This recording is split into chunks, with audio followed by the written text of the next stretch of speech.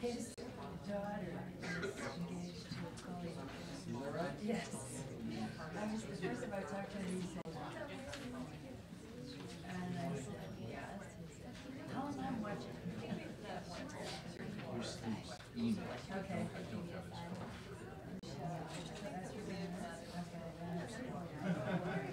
Great. And I'll let Mary read film it because she's always a bit traffic. Great. But is he like in your He said he's on. Okay. Mm-hmm. That's good. Yeah, we enjoy what you do. Well, where are you? All of a sudden, there's all this time. Yeah, she does now. Or I got it. She does now.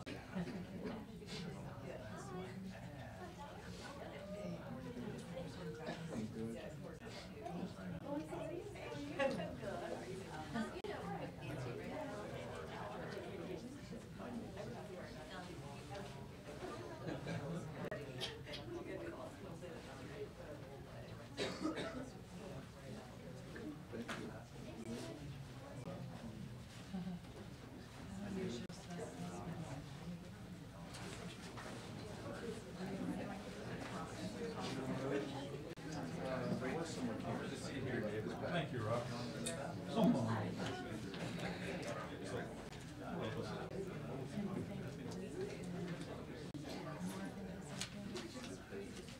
Well, that's How are you? okay. How are you?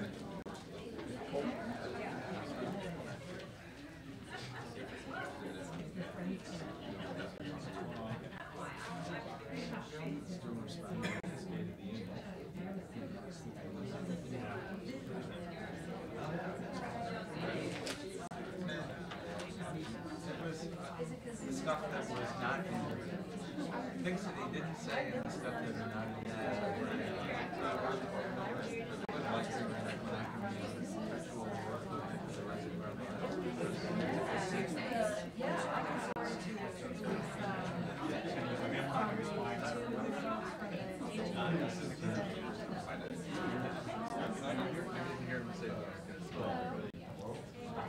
Where do you want me to go? Any place that works for you is fine. Okay, all right. Okay, okay, fine. And, yeah, ladies, if you want to sit down. Well, good morning, everybody. Let me welcome you to the National Press Club, the world's leading organization for journalists. My name is Herb Perrone, and I'm chair of the club's Newsmakers Committee.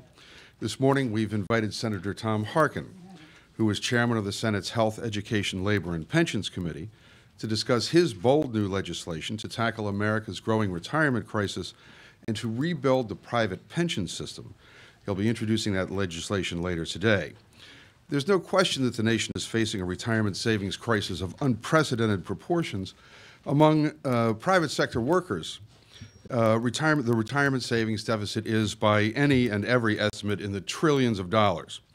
More than half of private sector workers have no access to any kind of an employer-sponsored retirement savings plan, in part because of the investment risks and the substantial administrative burdens of setting up and running a program pose real obstacles for private sector employers, especially small businesses. Senator Harkin's legislation will address those challenges and much more. Joining the senator this morning are Mary Kay Henry, president of the Service Employees International Union, and Denise Bauer, who was a vice president at the Texas-based American Income Life and National Income Life retirement or insurance companies. Excuse me.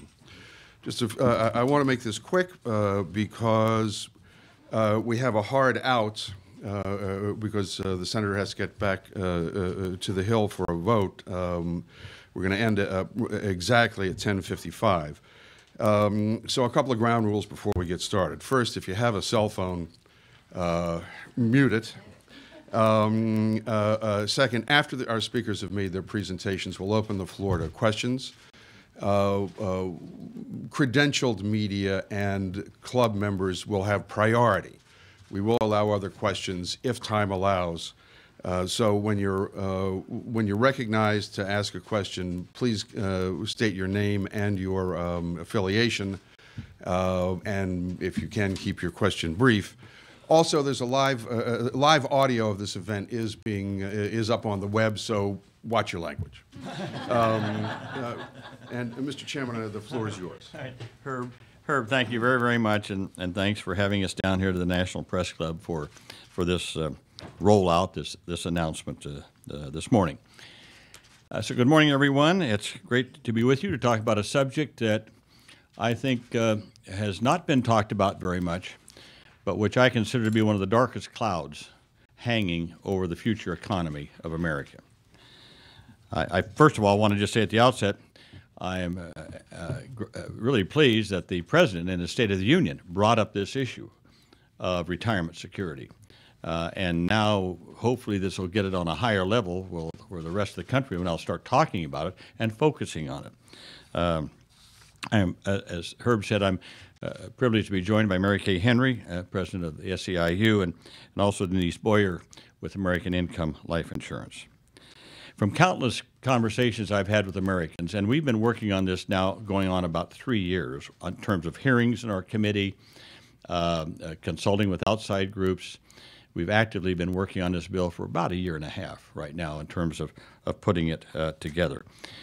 The dream of a secure retirement is growing fainter and fainter in our country.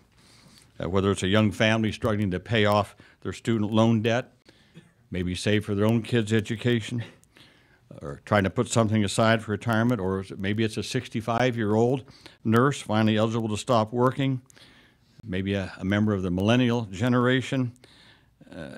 It cuts across. Most Americans are deeply worried that they're just not going to have enough money to live on when they retire, and they're right to be worried. Again, I just repeat for emphasis' sake, this is probably one of the most underreported crises confronting Americans.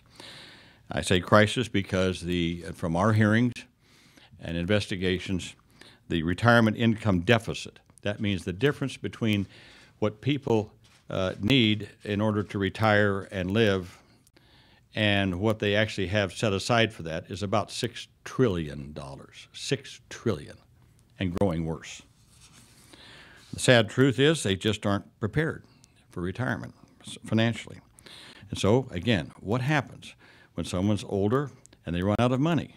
Well, they become a burden to their families. I've talked to a lot of young people about this who seem to yawn when you talk about retirement. And I said, well, look at it this way. Do you want your folks to move in with you?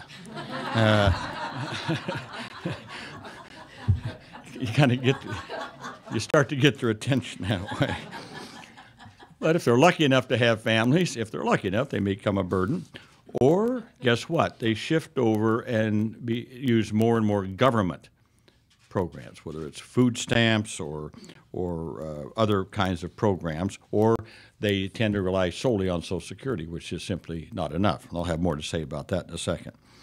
So again, what has always been a part of middle-class America, this idea that you could work when you reach a certain age, your retirement, that you could maybe not have the same kind of income you had before, but you wouldn't have to fall all the way down. You would have enough replacement that you could have a decent retirement. Today, however, less than half of Americans have less than $10,000 in savings. Only 14% are confident that they'll have enough for retirement. Well, the reason is only half of the American workforce today has access to a retirement plan. When I started in Congress in 1975, 1 out of every 2 American workers had a pension, something that would last them until the day they died. Now it's just 1 out of 5 and getting worse. It's fallen by over 30%, and it's going to get worse unless we take action. The vast majority of employees with any retirement plan at all today have a 401k. Now, again, that can be a good way to help people put a little money aside to supplement it, but 401ks were never intended to replace pensions. And to those who were led to believe that a 401k is a retirement program, a 401k is a savings program. It's fine, I'm all for it, but don't confuse it with a retirement program. Savings rates are too low, The problem is there's no way for people to convert their savings into a substantial stream of retirement income that they can't outlive. When you dig into the data, when you look at who is really saving more, when you think who's really saving more, you discover it's another example of the growing inequality in this country. Most of the money is being saved by higher income Americans, people like me. Huh? You know, I as a little aside, I always say that one of the problems that I've learned in my 40 years in Congress is that we tend to make laws as though everyone lives like we do, that everyone has the same kind of income that we do. You know, I make, what, $180,000 a year or something like that. That puts us in the top 3% of income earners in America. We like our 401k? Sure, we can afford to do it. But that's the problem. More and more of these are just for upper income. Low-wage workers are struggling to secure even full-time hours at work, let alone have some money to put aside. I also want to make another point. There's a shocking level of racial and gender inequality in the current system. The National Institute on Retirement Security recently found that Black, Asian, and Latino workers have significantly less access to a retirement plan on the job than white Americans, especially in the private sector. As a result, the vast majority of working-age households headed by people of color have little or no retirement savings. For those with a retirement plan, the average account balances for Black and Latino households are less than 1/5 of white households. We all know about the income gap between men and women. I think the President mentioned that also in his State of the Union message. But what a lot of people don't realize is that the gap is especially pronounced after retirement. Listen to this.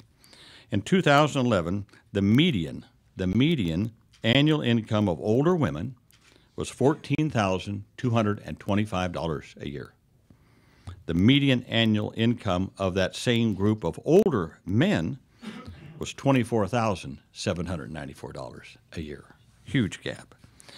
So part of the problem, of course, is that women have less access to quality retirement plans than men because they're concentrated in jobs that traditionally don't offer retirement.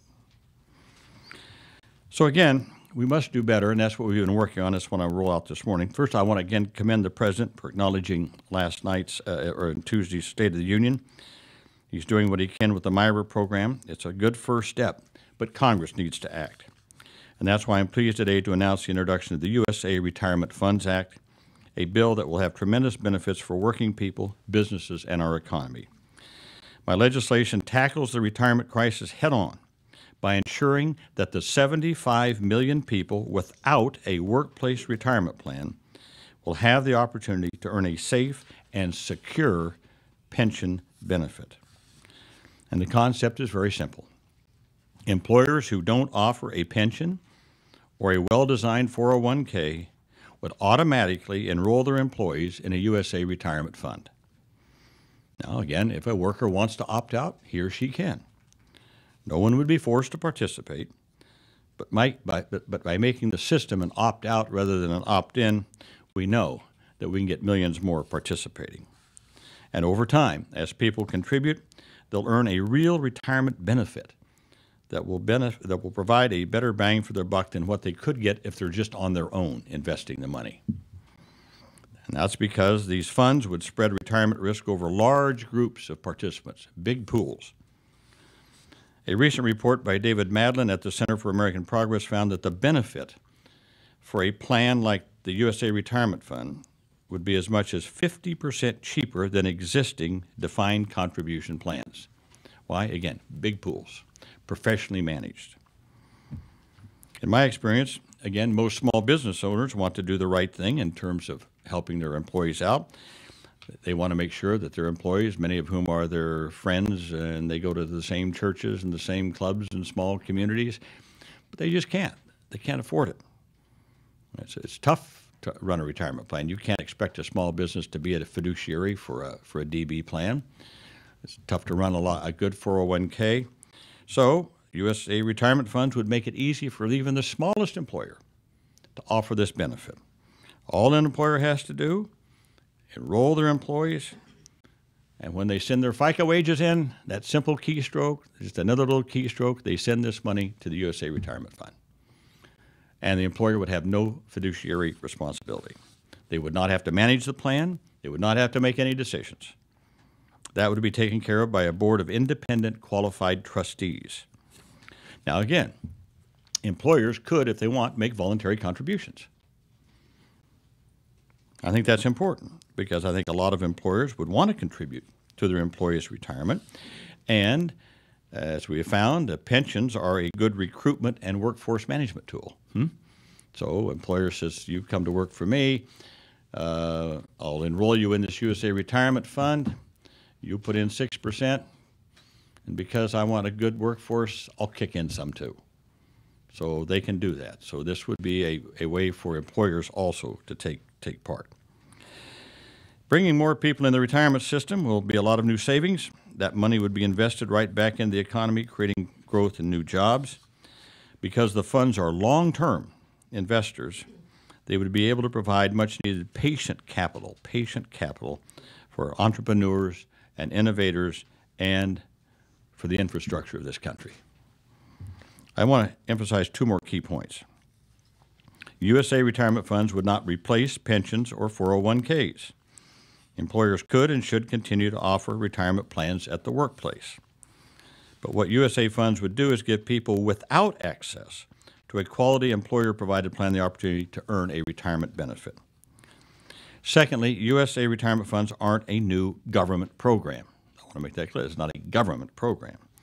It's a new type of 21st century retirement plan run entirely by the private sector, just like pensions, DB plans are today, or your DC plans, your 401ks.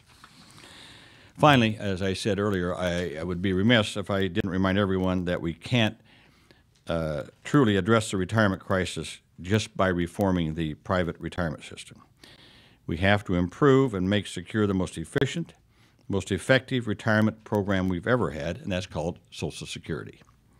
And that's why I introduced the Strengthening Social Security Act last year. Again, it would expand Social Security benefits by about $65 a month.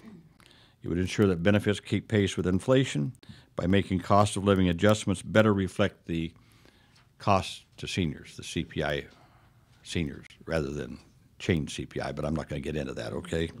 And would provide that by just removing and lifting the cap on the payroll tax over a period of years, several years, raise that up.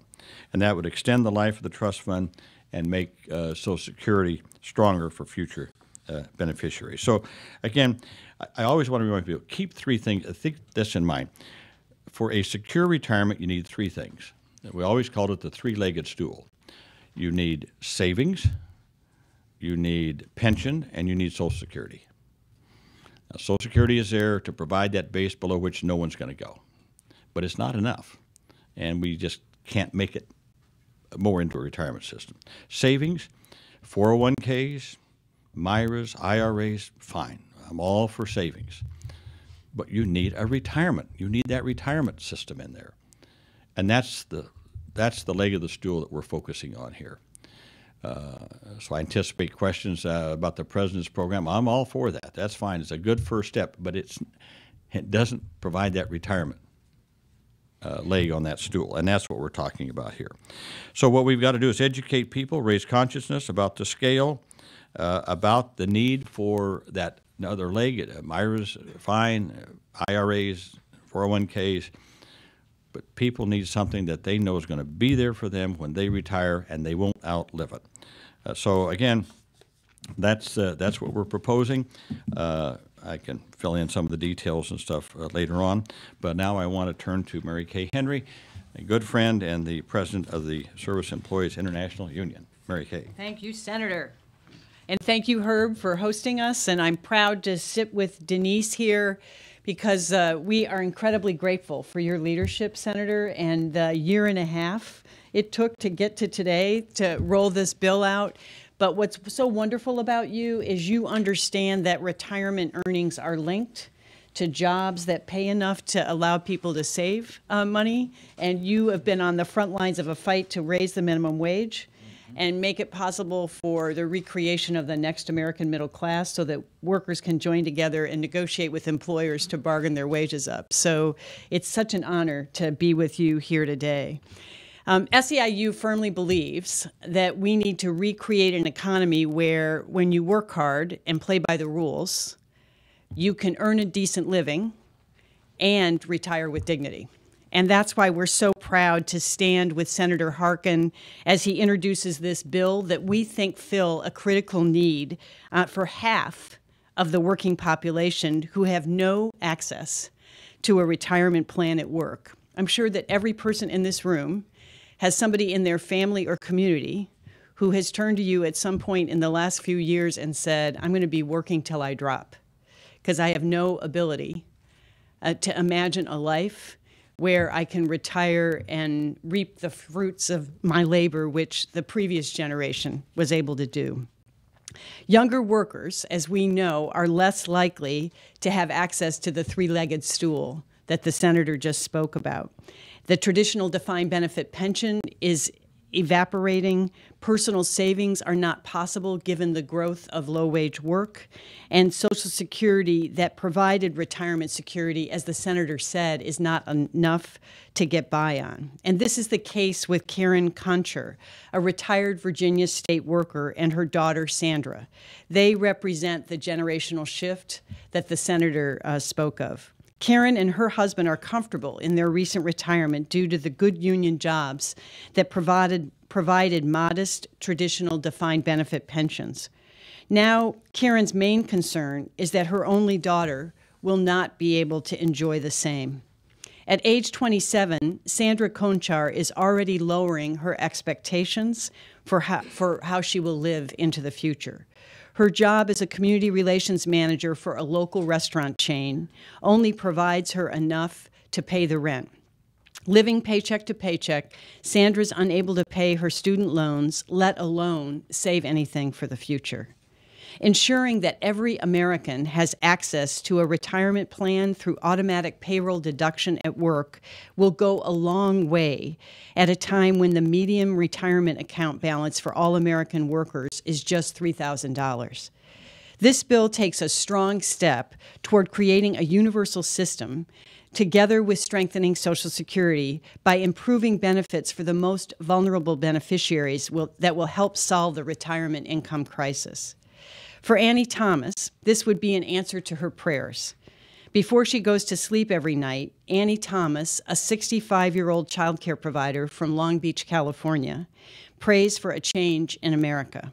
She prays for her grandchildren who will be able to find employment worthy of their education. Like many American workers who are aging, Annie also prays for the opportunity to retire herself with dignity. Without access to an employer-sponsored retirement plan to supplement Social Security, Annie is reluctant to retire. Retiring may cause her monthly income to drop below $1,200 a month, the amount low-income workers receive in monthly retirement benefits from Social Security. For Annie, the USA Retirement Fund Act would be an answered prayer for more Americans to have the ability to retire with dignity.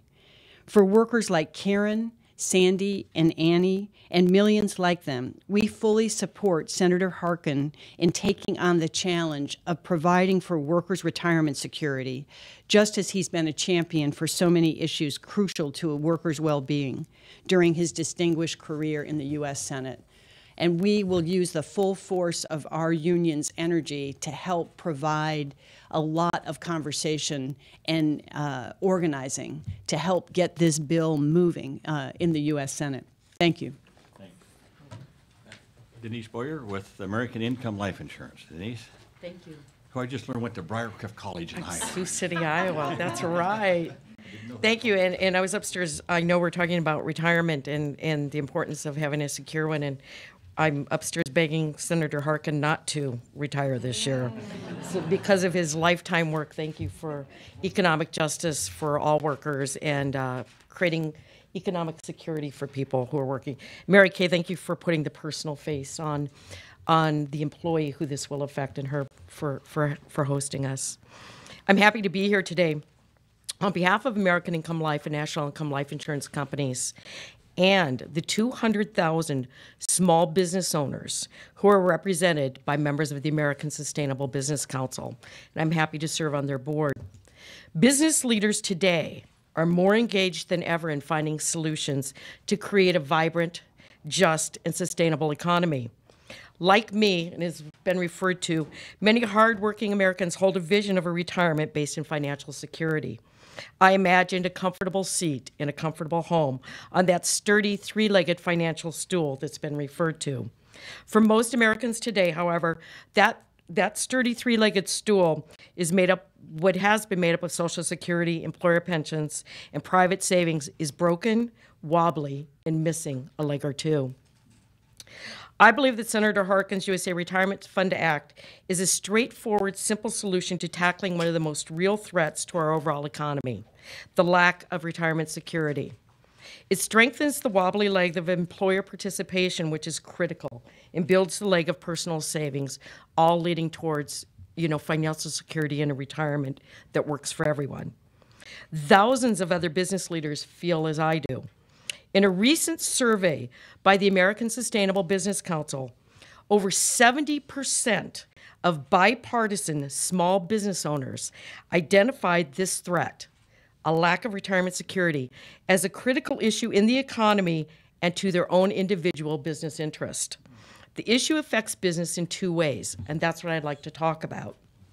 First, in the American Sustainable Business Council survey, business owners cited cost as the largest factor in providing a retirement plan for their workforce.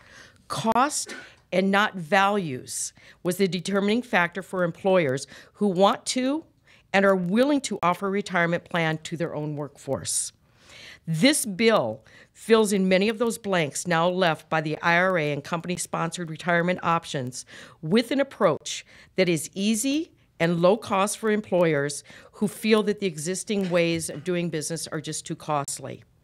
Second, the bill addresses a critical problem facing business leaders today, the prospect of an aging customer base with limited means. And Mary Kay, you so eloquently laid out what that employee looks like, what that customer will look like, what they look like now and in the future.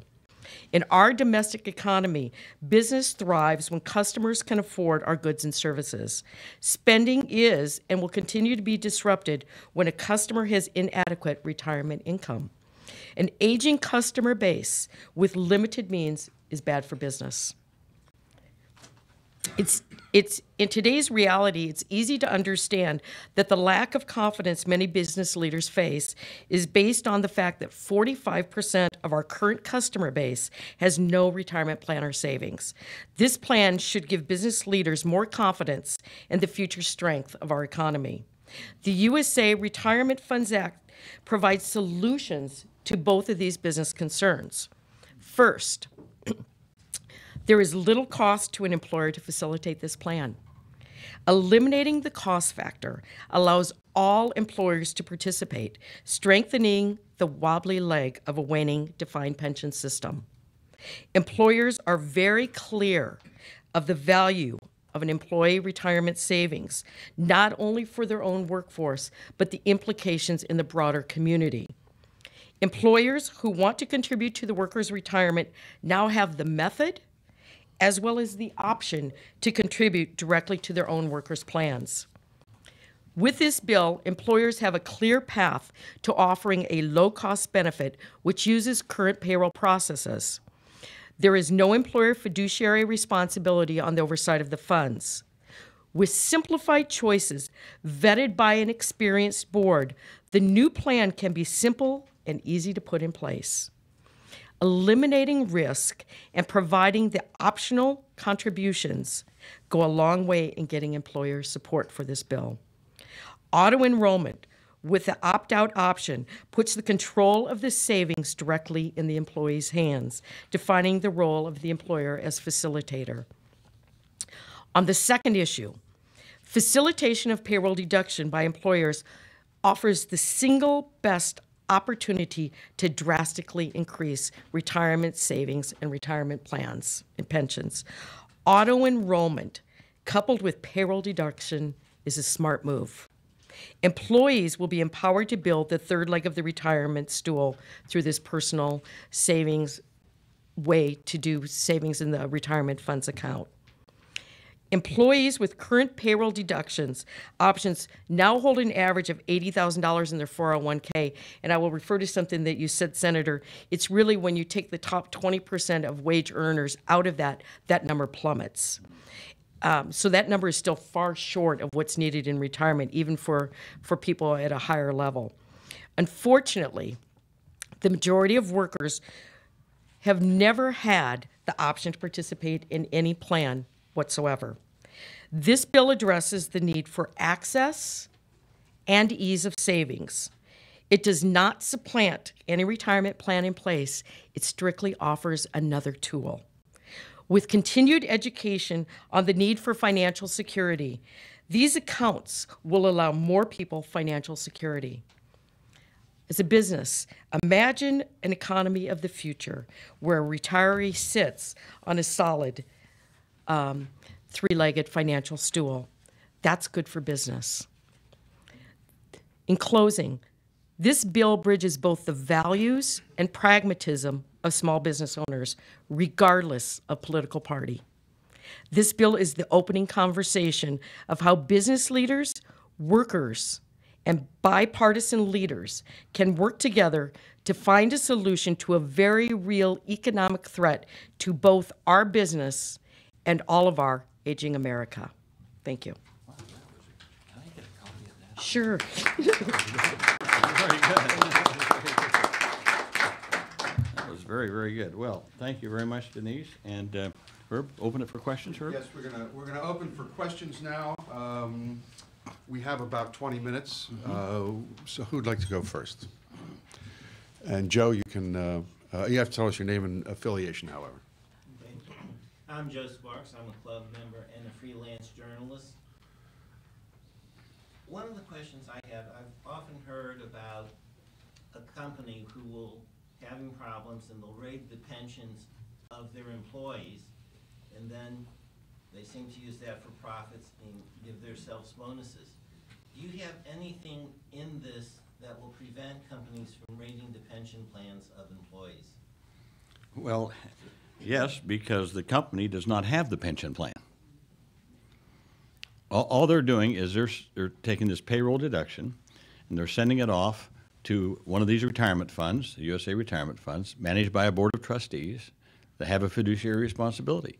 Once that happens, there's nothing that the company can do to raid it. I was talking about, though, for companies that do control their pension plan. Oh, have I addressed that? Yeah. Well, no, I In haven't. this bill, or is there plans to address that at some point? Well, that's perhaps another issue that I haven't gotten into right now. No, I haven't. Yes. Sean Carr, club member, SNL Financial. Could you speak to the business opportunities that this bill would open up for life insurers or others that be creating these plans? That's Denise's. Sure. I mean, the bottom line for many companies is this is going to be a privately run in terms of managed fund. And so any money management company, any investment company who this is their specialty, it's not ours. And so I can't speak to it directly because American Income Life it's not what we do.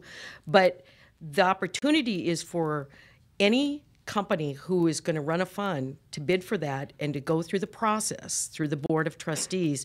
And the transparency element that I looked at in the bill is phenomenal because it lays it out very clearly in terms of the expectations that a fund manager has to meet, and that has to be very transparent in terms of the cost, the investments, any compensation that's in it, and stakeholders have an up or down vote in terms of not only what those compensations are and how those funds are run, but they can also move from one fund to another every year.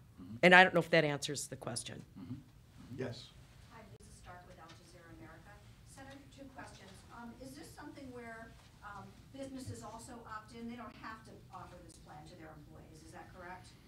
Well, the way we've set it up is that if a company, an employer, does not offer either a defined benefit, a pension plan, or a a good 401k, which is a 401k that rolls over into a pension plan, then that employer then would have to offer this to their employees. And would there be is it employers over a certain number of employees, or where's the cutoff there? We cut it off at 10. At 10, so employers who have 10 or more employees would Yes, have to offer this. exactly. And secondly, can you just tell me what you think the political milieu is for this, especially now that the president has sort of put out his own plan? What is the likelihood of something like this getting through to Congress? Well, look, I know these things take a bit of time, but at least I think the debate is joined.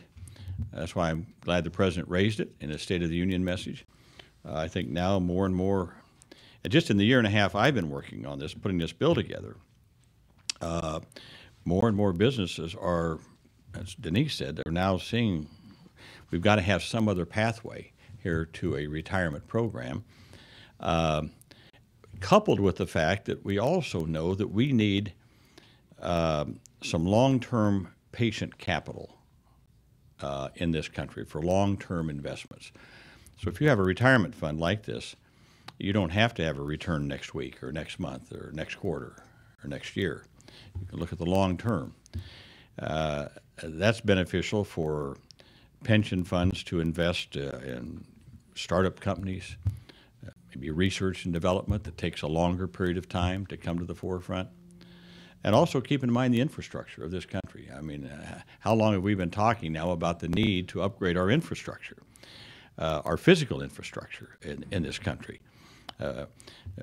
We know, for example, that very soon we're going to have to upgrade our electrical grid in this country. We have to. That's a long period, and that's a lot of money. High-speed rail, renewable energy systems that will be coming up in this. That's going to require investment. That's where this money can go, and that provides a lot of job opportunities and builds up that infrastructure in our country. So I'm hearing more and more about this. So I you know, as I said, you know, the decline of DB plans over the last 30 years. Then we had 401ks. But now it just seems people now, and employers and other groups are saying something has to be done. So I think we may be at that moment of time where forces coalesce, and we can actually get something like this through Congress. I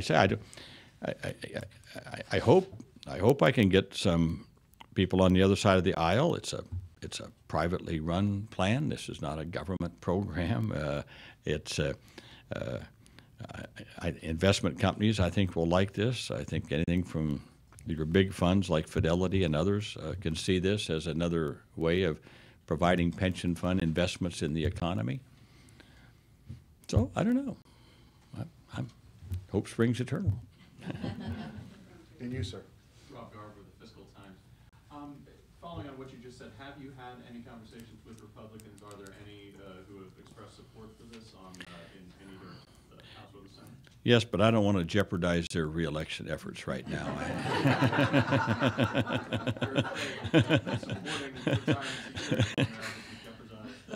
Well, just I mean, no, it's being on a bill with a Democrat, I guess. But no, I have, and there are a number of Republicans who have been looking at this and other aspects of things. So, yeah, and now that we have the bill developed and in, that I think this will generate some more conversations. I intend to use my committee to continue to have hearings on this. So, I'm not. Obviously, I'd love to see something like this passed before I retire. But we'll do what we can this year, and at least I think hopefully even if we can't get it passed this year, at least it'll be part of the debate, the public discourse on what should Congress be doing in terms of retirement security. So it could be a whole part of the whole political debate this year. Yes, sir. John Eichel, Napanet. Regarding the Board of Trustees that would manage the funds, who would appoint them and where would they come from? Well, they would obviously come from the private sector, and they would be approved by the Department of Labor. Would approve the Board of Trustees. Michael, am I right on that? Yes. I have to check with Michael on this stuff. So they would come from, and they would have to, again, they would have the fiduciary responsibility. So it'd have to be an independent board. It would be initially set up from the investment firms, approved by the Department of Labor. The way we structure the bill is that as those boards are replaced, then it's the board itself that replaces, you see what I'm saying? When set the initial board, approved by the Department of Labor. They have to have fiduciary responsibility. They have to have an arm's length separation from the investment company. Then when that board, when those terms are up as they revolve, then the board itself picks the members.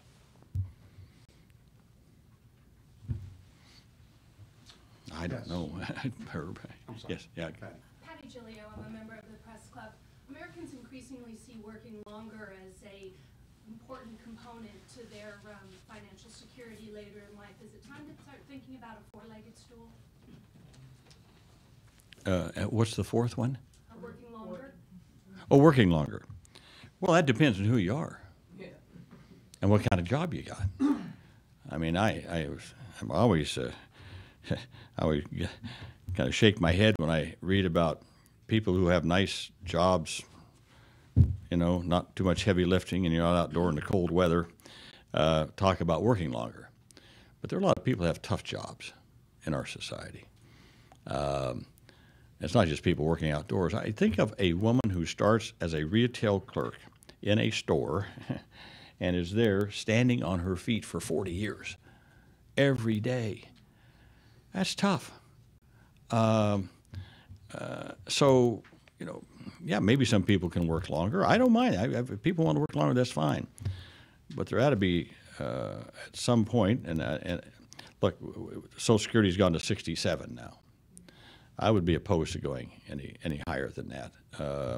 And if people want to retire earlier, under this system, they could take their annuity. They would get less of an annuity, obviously. So the longer you work, the more the annuity you're going to get on this. So I don't mind people working longer if that's what they want to do. I just don't want to force someone to work longer in jobs in which they've been physically it's been a tough physical job or even a mental job for a long period of time. Mm-hmm. Yeah. I was curious, how would federal contractors be affected by this, and small federal contractors, will they have to take on the plan? Sure. They're private. They're not government. They're private. If they don't offer the DB plan or a good 401k, they'd have to automatically sign up their people. Sure. Mm-hmm. Yes? How does this differ from the legislation you introduced 2 years ago? What is the focus the first legislation did then? Not the same, isn't it, Michael? What are you talking about 2 years ago? Well, the legislation I'm not sure if you actually introduced, but you proposed in light of the report that your committee came up with 2 years ago.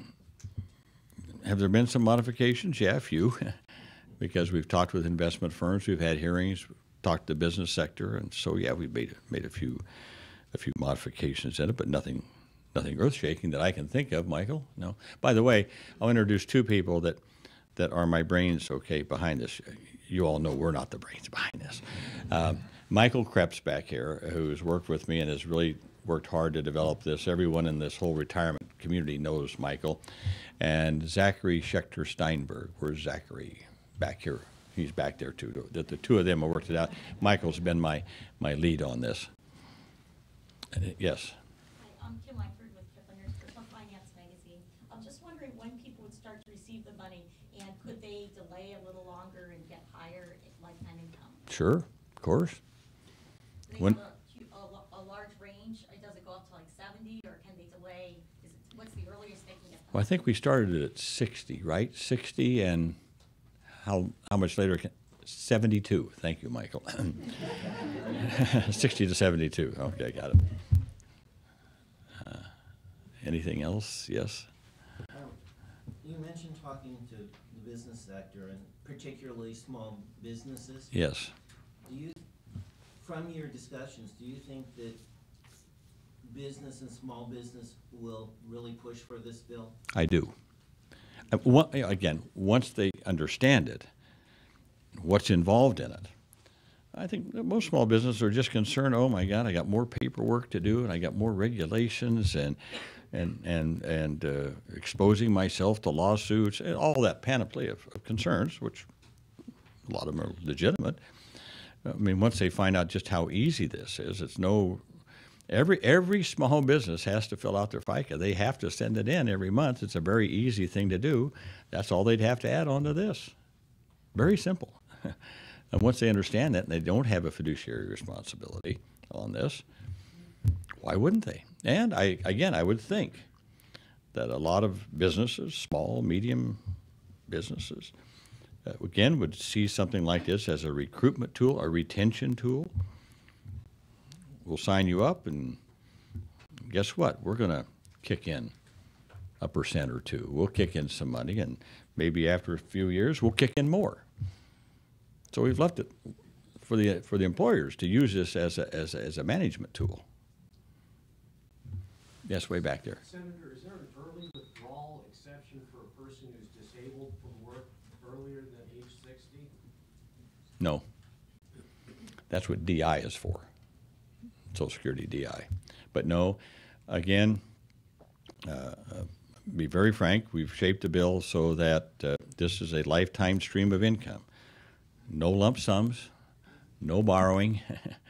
It's an annuitization when you retire. Way back here, and then I come up here. Yes, yes. Senator Hatch, Lisa Mensa with the Aspen Institute. You seem to have been very careful about not trying to end the 401k system. Yeah, right. And distinguishing this Right. bill.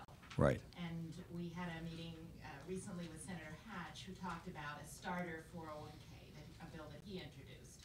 Do you think that there's room for both starter 401ks and your bill? Sure. Again, keep in mind, whenever people start talking about a new type of 401k and this type of IRA and this, that's not a pension. It's a savings program. I don't have any problem with anybody who's got some ideas on how to save money, fine. At least the president's program is one that allows really low-income people to save some money in small amounts, and that's good. And it's backed by the full faith and credit of the federal government. So it's a bond. But no, I know, Warren. I see what they're trying to do. That's fine. But we got to understand. Don't confuse that with a retirement plan. It's not. It's a savings plan. Fine. But we need that other leg of the stool. Retirement. Yes. Senator, Don First from the American Academy of Actuaries. Uh-huh. These plans would have to be sponsored by private financial institutions, and obviously they'd take some investment to set those up. Sure. What kind of reaction have you had from private financial institutions? Have they expressed a sure. desire to set these up? Oh, and yeah. Willing to make that investment? Yes, they have. We've met with a lot of them. There's a great deal of interest in it. Again, it provides them for, again, pooled amounts of money, big pools. They have experience and expertise in doing this. And so, anything I think that would increase their activity in this field, they would like. I think, look, I'll be honest with you, I think there may be some concern in terms of the 401ks. Will this take away from 401ks or not? There's some concern on that. I don't think so. I don't think so. I think this will be an adjunct to that. As I said, there are just, as I said, 75 million Americans out there don't do 401ks. They don't have that kind of stuff. So this is a whole new pool of money, pooled money, for these large investment firms. I mentioned Fidelity. There's a lot of them like that. But yes, they've expressed a great deal of interest in this. Yes. With the bill, talking about controlling costs, would the bill cap management fees, or would things like that be handled by auction? No, that's why you got the trustees and the boards. No, we did not. Michael, right? We didn't put a cap on that. No, we didn't do it. But again, we know that the costs. That's why we said the benefits cost of this could be 50% cheaper, because we know it's cheaper when you do big pooled accounts like that, rather than everyone having their separate IRAs and that type of thing. So it's just a lot cheaper. I think, I forget the figure on DB plans. It's really cheap. The management fee? Oh, it's a 1%. That's right. DB plans are 1% less costly than 401ks and IRAs. Now you might say, well, 1%, that's not a big deal. Over about 30 or 40 years, it is a big deal. So we would expect that this would be in that realm somewhere, like a big DB plan. I think we have time for one more question. Anything else? Well, listen, I invite you, if you have other follow-ups and stuff, contact me. Michael Krebs on my staff will be available to get into the weeds on this with you, on some of the finer points and everything. But I look forward to working on this and moving it. And I thank Mary Kay Henry and SEIU for their great support, and thank Mary Kay just for her wonderful leadership for our low-income workers in America. And I can go on and on about that too, but thank you very much, Mary Kay. Thank you. And Denise, thank you very much, and for being here and for enlightening us. I do want a copy of that. Okay, that was very good. And again, thank you very, very much, Herb, for having us here. Thank you all, and let's get this moving.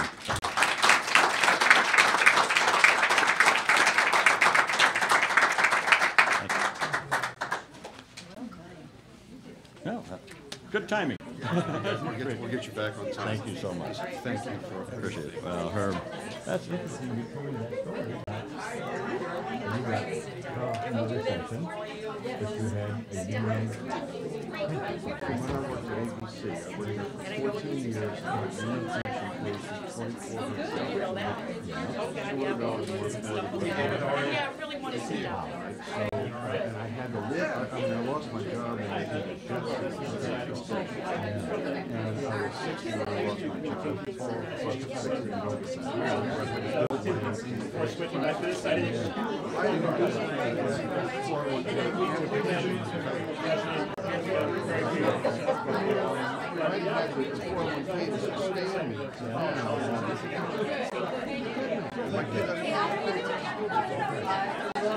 That's why I told you, you gotta have both. You gotta have a good savings like 401k, that answer problem right there.